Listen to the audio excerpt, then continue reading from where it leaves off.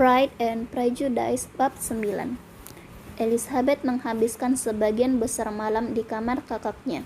Pada pagi harinya, dia dengan lega menyampaikan kabar baik kepada pelayan Mr. Bingley yang dikirim pada pagi buta untuk menanyakan keadaan Jane, juga kepada kedua wanita anggun yang mencemaskan kakaknya beberapa waktu kemudian. Meskipun keadaan Jane telah membaik, Elizabeth tetap meminta agar sebuah pesan dikirimkan ke Longbourn, memohon agar ibunya diizinkan mengunjungi Jane untuk mengambil keputusan tentang kesehatannya. Pesan tersebut segera dikirim, dan keinginan Elizabeth langsung terpenuhi.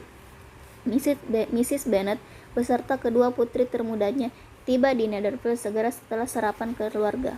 Seandainya Mrs. Bennet mendapati Jane dalam bahaya yang lebih besar, tentu dia akan merasa sangat risau. Namun, dia puas melihat bahwa penyakit Jane tidak parah dan berharap putri sulungnya tidak segera sembuh, karena jika kesehatannya pulih, dia harus meninggalkan Netherfield. Dia menolak mendengarkan permohonan Jane agar diizinkan pulang. Mr. Jones yang datang pada waktu bersamaan dengannya setuju dengan Mrs. Bennet dan menganggap nasihatnya baik. Setelah menemani Jane sejenak, Mrs. Bennet dan ketiga putrinya memenuhi undangan Miss Bingley untuk sarapan.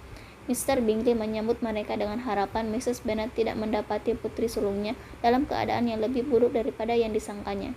"Sebaliknya, Sir," jawab Mrs. Bennet, "dia terlalu sakit untuk dipindahkan dari sini. Kata Mr. Jones, kami sebaiknya tidak mencoba memindahkannya. Jika Anda berkenan, kami memohon agar dia diizinkan tinggal di sini lebih lama." "Dipindahkan?" seru Bingley, "jangan pernah pikirkan itu. Saya yakin adik saya tidak akan mengizinkan dia dipindahkan." "Anda bisa memegang kata-kata saya, Madam," kata Miss Bingley dengan kesopanan yang dingin, "bahwa Miss Bennet akan menerima setiap perhatian yang bisa diterimanya selama dia tinggal bersama kami." Mrs. Bennet mengucapkan terima kasih secara berlebihan. "Saya yakin," tambahnya, "jika dia tidak berada di tangan teman-teman terbaiknya, entah apa yang akan terjadi kepadanya. Sakitnya sangat parah dan dia sangat menderita.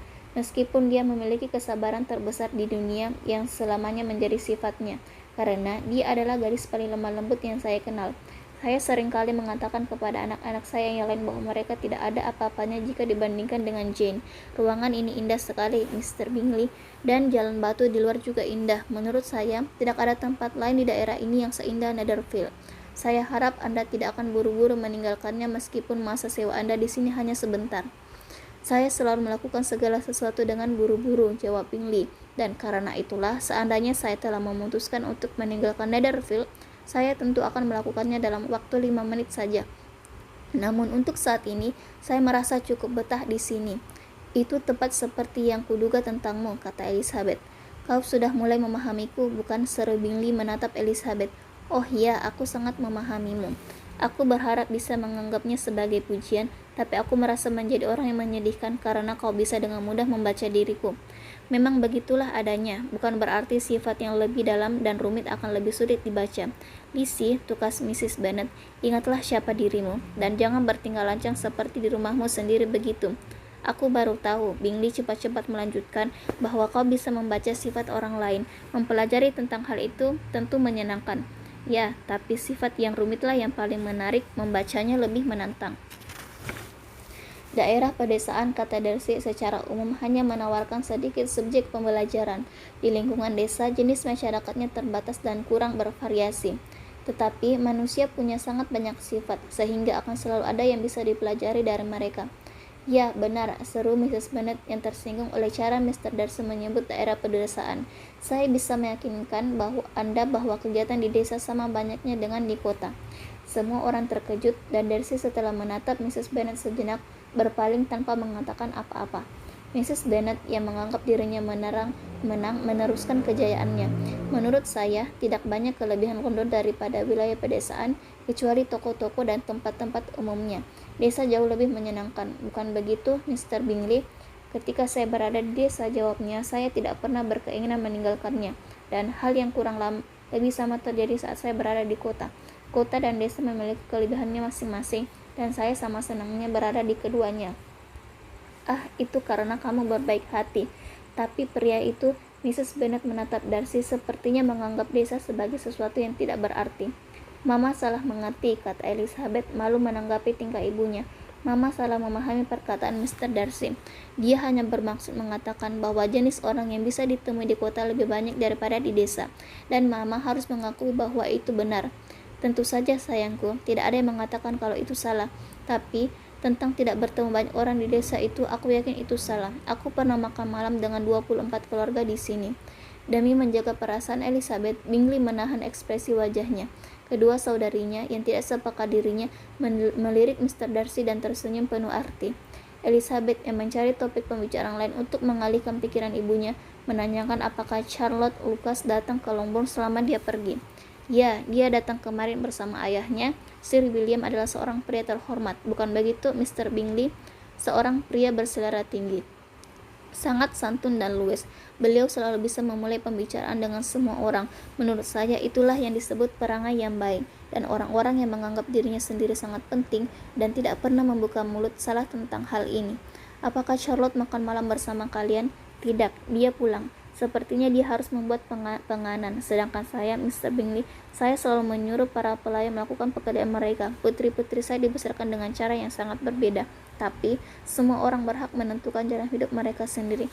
Dan saya meyakinkan Anda bahwa gadis-gadis Lucas sangat baik. Sayangnya, mereka tidak cantik. Bukannya saya menganggap bahwa wajah Charlotte sangat biasa. Bagaimanapun, dia adalah kawan baik kami. Dia sepertinya wanita muda yang sangat menyenangkan. Oh, tentu saja, ya, tapi dia biasa-biasa saja. Lady Lucas sendiri sering mengatakannya, dan dia iri kepada saya karena kecantikan Jane. Saya tidak suka membangga-banggakan anak saya sendiri, tapi sejujurnya, Jane, Anda pasti jarang melihat siapapun yang lebih cantik daripada dia. Semua orang bilang begitu.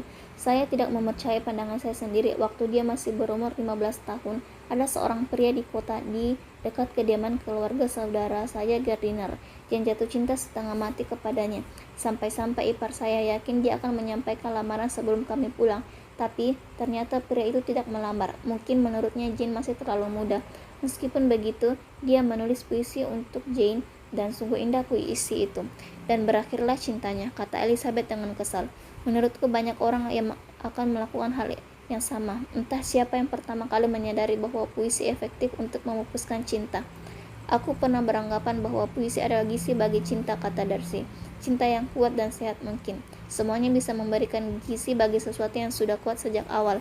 Tapi untuk ketertarikan yang hanya singgah sejenak, aku yakin satu wanita indah akan cukup untuk mengusirnya. Darcy hanya tersenyum, dan keheningan yang menyusul membuat Elizabeth gemetar lantaran khawatir ibunya akan mempermarukan dirinya lagi. Dia ingin mengutarakan sesuatu, tapi tidak bisa memikirkan apapun. Beberapa saat kemudian, Mrs. Bennet kembali mengulang-ulang ucapan terima kasihnya kepada Mr. Bingley atas kebaikannya kepada Jane, diiringi oleh permintaan maaf atas kerepotan yang mereka timbulkan dan Lizzie yang bertingkah menyebalkan. Mr. Bingley menjawab dengan sopan dan memaksa adiknya untuk turut bersikap sopan dengan hanya mengatakan apa yang perlu dikatakan. Miss Bingley menjalankan perannya tanpa banyak keanggunan, tapi Mrs. Bennet sepertinya merasa puas dan segera meminta agar kereta mereka disiapkan. Menganggap hal ini sebagai sinyal, kedua putri termudanya angkat bicara.